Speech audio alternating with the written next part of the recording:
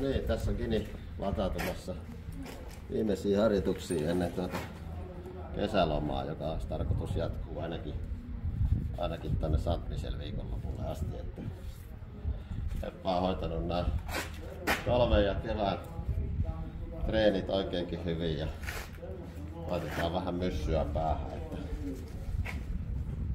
kesäloman kunniaksi.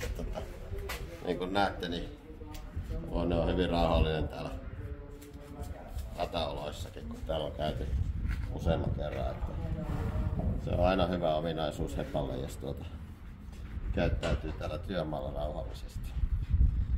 Tässä nyt jatketaan vähän valjastelua ja sitten lähdetään radan puolelle kohta ja otetaan sieltä lisää kuvaa. Hyvää kesää omistajille.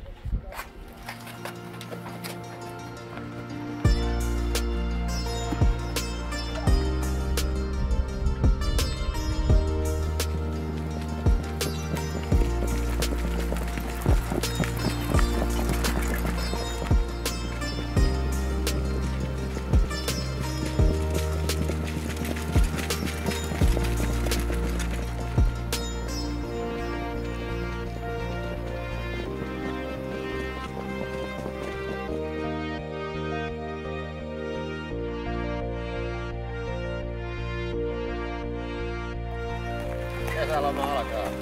Hyvä mieli.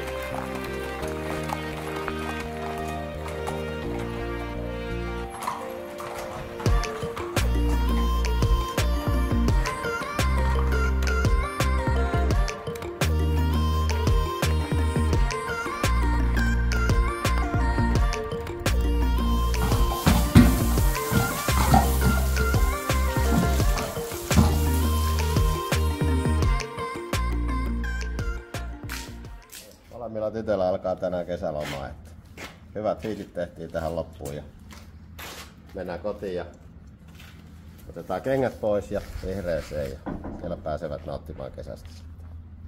Olen tyytyväisiä tähän tilanteeseen näin kesäkorvaan. Hyvää kesää!